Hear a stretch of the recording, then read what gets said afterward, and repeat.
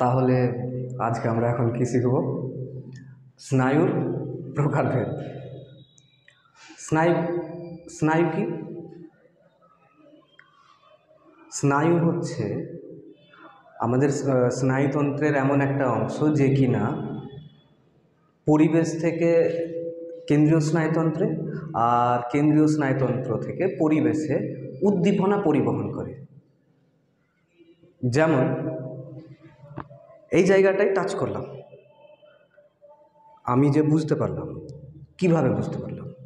এখানে কিছু গ্রাহক কোষ আছে। এই গ্রাহক কোষগুলো কি করলো? উদ্দীপনাটা গ্রহণ করলো। তারপরে ওই উদ্দীপনাটা যেতে হবে ব্রেনে। এখানকার গ্রাহক কোষগুলো ব্রেনের মধ্যে কিভাবে উদ্দীপনাটা পাঠাবে? হোয়াটসঅ্যাপ তো করবে না, আর ফোন করে তো বলবে না। তার জন্য কি আছে, তুমি ভাবতে পারো এই জায়গা থেকে ব্রেন পর্যন্ত এক ধরনের তার আছে, যেমন ইলেকট্রিসিটির তার হয়, ঠিক ওই রকমই যা আমাদের গোটা শরীরে ব্রেন থেকে ছড়িয়ে ছিটিয়ে আছে অনেকগুলো তার। ওই তারগুলোকে আমরা বলবো স্নায়ু। স্নায়ু কীভাবে তৈরি হয় ওটা আমাদের আগে থেকে জানা আছে। ওই অনেকগুলো নিউরন একসাথে স্নায়ুতন্ত্র তৈরি করবে, তারপরে বিভিন্ন প্রোটিন, রক্তবাহ, ফ্যাট একসঙ্গে যুক্ত হয়ে স্নায়ু তৈরি করে। স্নায়ু কাজ হিসেবে 3 প্রকারের হয়। কাজ হিসেবে স্নায়ু কয় ধরনের? 3 ধরনের। প্রথমে হচ্ছে অন্তর্বাহী স্নায়ু।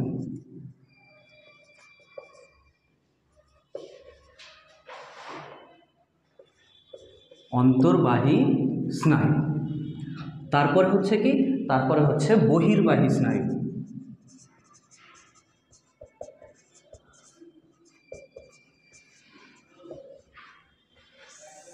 তারপরে হচ্ছে মিশ্র স্নায়ু।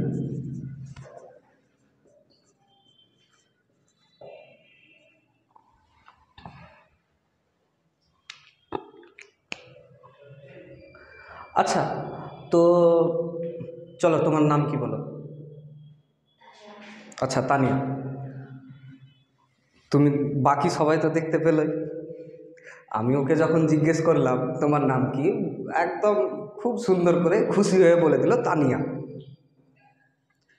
এখানে ঘটনাগুলো কি ঘটেছে? আমি প্রথমে জিজ্ঞেস করলাম তোমার নাম কি। আমার আওয়াজ ওর কানে গেল। কানের মধ্যে যে গ্রাহক কোষগুলো আছে, ওই গ্রাহক কোষগুলো উদ্দীপনাটাকে গ্রহণ করলো। তারপরে ওই উদ্দীপনাগুলোকে পাঠালো কেন্দ্রীয় স্নায়ুতন্ত্রে, মানে কোথায়? ব্রেনে। বাইরের উদ্দীপনা কেন্দ্রীয় স্নায়ুতন্ত্রে যাচ্ছে। তখন ওই প্রকার স্নায়ুগুলোকে কি বলবো? অন্তর্বাহী নাকি বহির্বাহী? নাম শুনে বলো। অন্তর্বাহী স্নায়ু। মানে যে সব স্নায়ু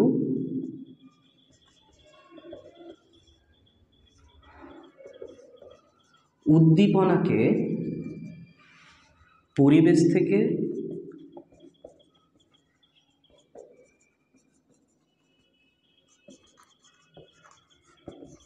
কেন্দ্রীয় স্নায়ুতন্ত্রে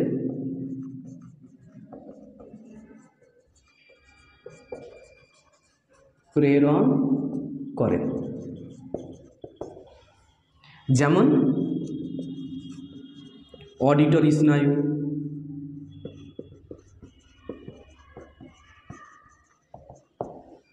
তারপরে হচ্ছে অপটিক স্নায়ু,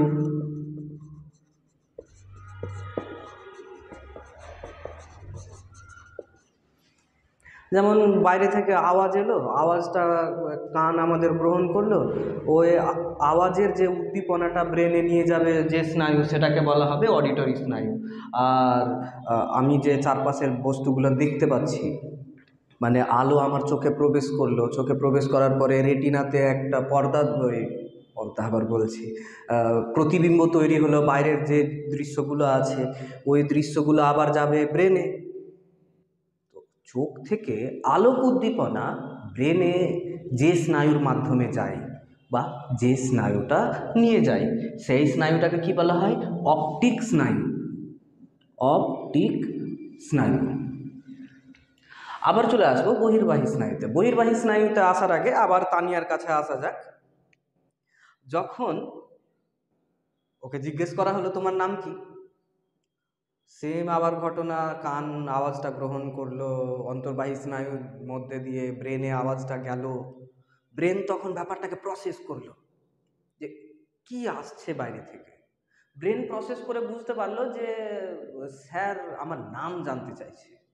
স্যার আমাকে যখন আমার নাম জিজ্ঞেস করেছে, তখন আমাকে অবশ্যই নামটা বলা উচিত, না হলে আর কে জানে আবার স্যার দাঁড় করিয়ে রেখে দেবে।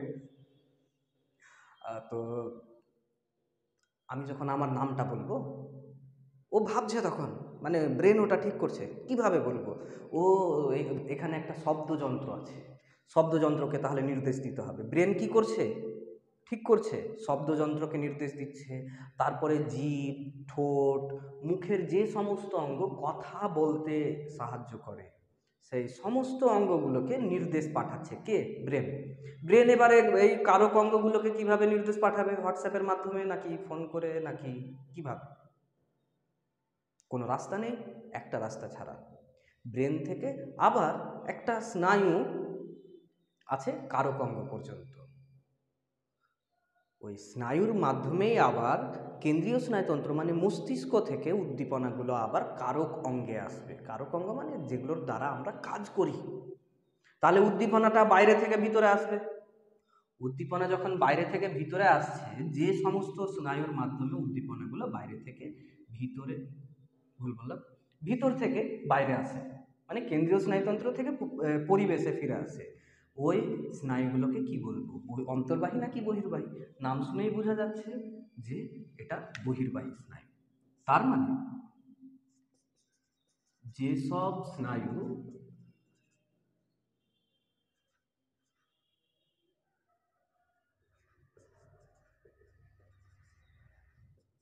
উদ্দীপনাকে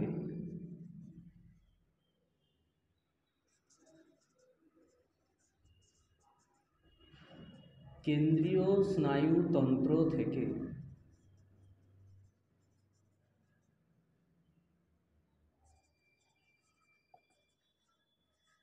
কারক অঙ্গে নিয়ে আসে,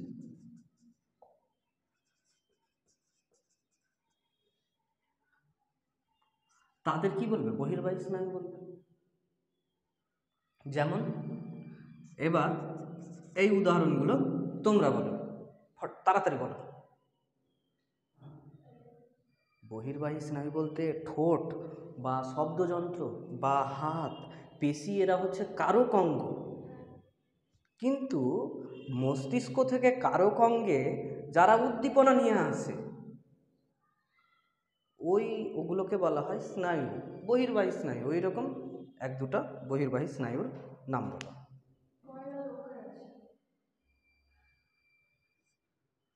হুম, অকিউলোমোটর,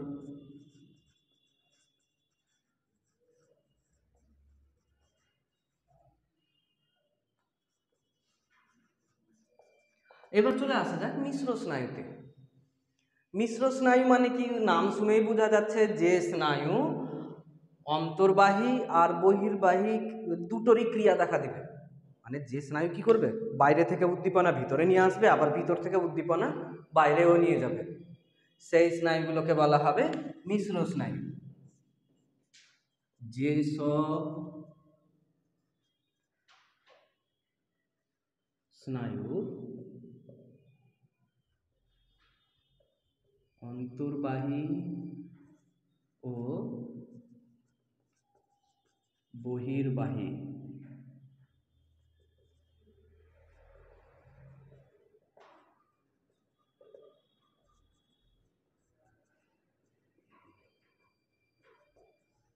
দেখা যায়, তাদেরকে কি বলে, মিশ্র স্নায়ু বলে। মিশ্র স্নায়ুর উদাহরণ ভেগাস, ফেসিয়াল। একটা কোয়েশ্চেন নেওয়া যাক, দুটি নিউরন বা স্নায়ুকোষ কিভাবে একে অপরের সাথে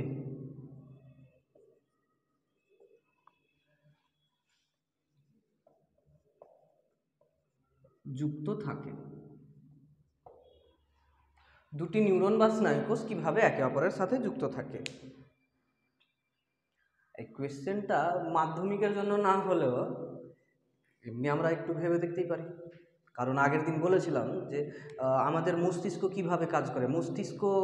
মস্তিষ্কের যে নিউরন বা স্নায়ুকোষগুলো আছে এরা কি করে অ্যাকচুয়ালি? এরা কিছুই করে না, এরা খালি গল্প করে। আমরা যেমন মানুষরা যেমন যদি দুটো কথা বলতে না পাই তাহলে যেমন দিন চলবে না, ওই রকমই স্নায়ুকোষ বা নিউরনগুলো, এরা যদি একে অপরের সাথে একটু কথা বলতে না পায় তাহলে এরা কাজ করতে পারবে না। ওদের মেন ফাংশনই হলো একে অপরের সাথে ইনফরমেশন শেয়ারিং করা। তার মানে দুটো নিউরনকে অবশ্যই একে অপরের সাথে টাচে থাকতে হবে, নাহলে ওরা কিভাবে কথা বলবে? আমাদের মতো তো আর এখন হোয়াটসঅ্যাপ, তারপর মেসেঞ্জার, ইনস্টাগ্রাম, এগুলোতে তো ওরা নেই। পরে যদি কোনো দিন আসে তাহলে হয়তো হতে পারে, কিন্তু এখনকার মতো ওরা কিভাবে কথা বলে? দুটো নিউরন একে অপরের সাথে কিভাবে কথা বলে, ওরা কিভাবে একে অপরের সঙ্গে টাচে থাকে, তো দেখা যাক।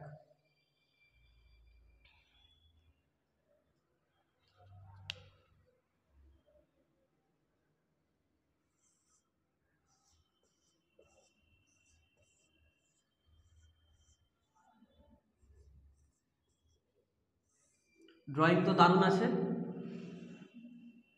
মনে করে নাও এটা একটা নিউরন, আর এই নিউরনের এগুলো ডেনড্রন আর এটা অ্যাক্সন। এই ডেনড্রনগুলো কি করবে? অন্য নিউরনের সঙ্গে যুক্ত থাকে, অন্য নিউরনের অ্যাকশনের সঙ্গে যুক্ত থাকে। এই ডেনড্রনটাও আবার এইভাবে একই রকমভাবে যুক্ত থাকে।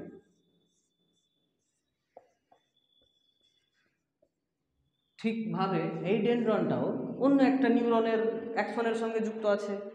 এই ডেনড্রনটাও অন্য একটা নিউরনের অ্যাকশনের সঙ্গে যুক্ত আছে।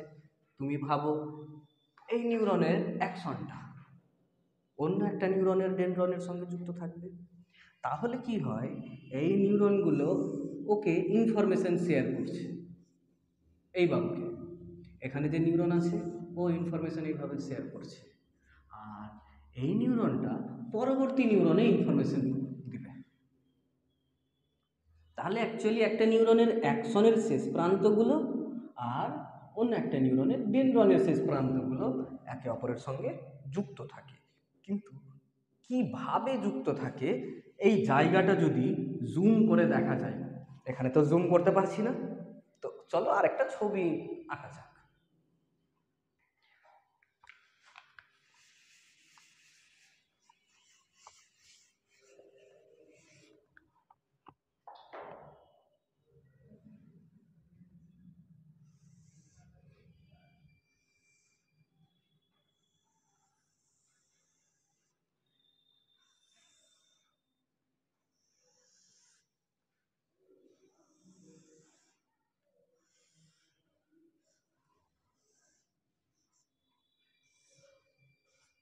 এটা হচ্ছে অ্যাকশনের শেষ প্রান্ত, এই ফুলা অংশটা প্রান্তীয় নব যেটা, আর এটা হচ্ছে ডেনড্রনের শেষ প্রান্ত।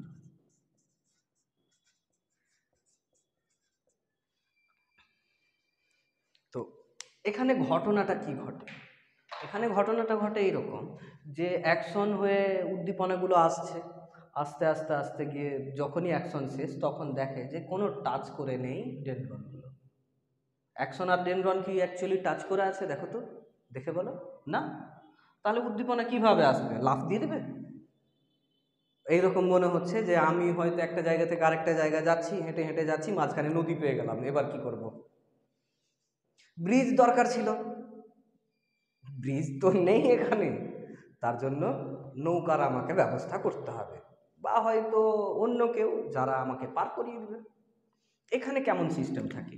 এই যে ফাঁকা জায়গাটা আছে, এই ফাঁকা জায়গাটার নাম হচ্ছে সাইন্যাপটিক ক্লিফট। ফাঁকা জায়গাটার নাম কি? সাইন্যাপটিক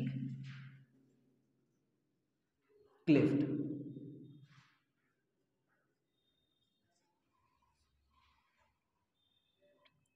এবার যখন নদী থাকবে মাঝখানে, গর্ত আছে, ফাঁকা জায়গা আছে, ওর মধ্যে জল থাকবে না, এটা হয়। তো এই সাইন্যাপটিক ক্লেফট যেটা আছে ফাঁকা জায়গা, এটা কি পুরোপুরি ফাঁকা আছে? না, অ্যাক্সন আর ডেনড্রনের মধ্যে কানেক্টিভিটি তৈরি করার জন্য এক ধরনের অর্ধ তরল পদার্থ থাকে। কি বললাম? এক ধরনের অর্ধ তরল পদার্থ। এই অর্ধ তরল পদার্থগুলোর নাম হচ্ছে অ্যাসিটাইল কোলিন। এই অর্ধ তরল পদার্থটার নাম কি?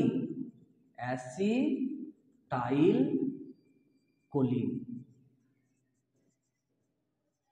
এবার উদ্দীপনার কাছে আসা যাক। উদ্দীপনা এলো, দেখা যাবে এমনি উদ্দীপনাগুলো এই অ্যাসিটাইল কোলিন পার করে আসতে পারবে না। কি হয়, এখানে অনেকগুলো আগে থেকেই থলির মতো অংশ থাকে। এই থলিগুলোকে বলা হয় সাইন্যাপটিক ভেসিকল। এই থলিগুলোকে কি বলা হয়? Synaptic vesicle. সাইন্যাপটিক ভেসিকল, উদ্দীপনা এলো, এখানে এসে দাঁড়ালো, কোনো ভেসিকলকে বলবে যে আমাকে পার করিয়ে দাও। সাইন্যাপটিক ভেসিকলগুলো প্যাকেটের মতো, থলির মতো ভেঙে যাবে। ভেঙে গিয়ে এখান থেকে কি বেরোবে? Calcium ion. কি বেরোবে বললাম?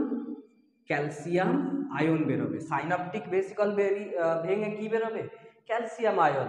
ক্যালসিয়াম আয়ন বলবে চলুন আমি আপনাকে ওই পাশে রেখে আসছি। তখন ক্যালসিয়াম আয়নগুলো উদ্দীপনাকে নিয়ে এই পাশ চলে আসবে। ব্যাস, কাজ শেষ। এক পাশ থেকে আরেক পাশে উদ্দীপনা চলে এসছে। যেই এসছে তারপর ওগুলো বাদ, তারপরে আবার চলতে শুরু করলো। এবার দুটো নিউরনের শেষ প্রান্ত, মানে একটা নিউরনের অ্যাকশনের শেষ প্রান্ত আর অন্য নিউরনের ডেনড্রনের শেষ প্রান্ত, যে জায়গায় এই যে প্রক্রিয়াটা যে আছে এক নিউরন থেকে আরেক নিউরনে উদ্দীপনা পরিবহনের বা শেষ অবস্থা, দুটো নিউরনের মিলনস্থল যেটা, এই জায়গাটাকে কি বলা হয়? এই জায়গাটাকে বলা হয় অ্যাকচুয়ালি সাইন্যাপস। এই জায়গাটাকে কি বলা হয়? সাইন্যাপস বা স্নায়ু সন্নিধি অথবা প্রান্ত সন্নিকর্ষ।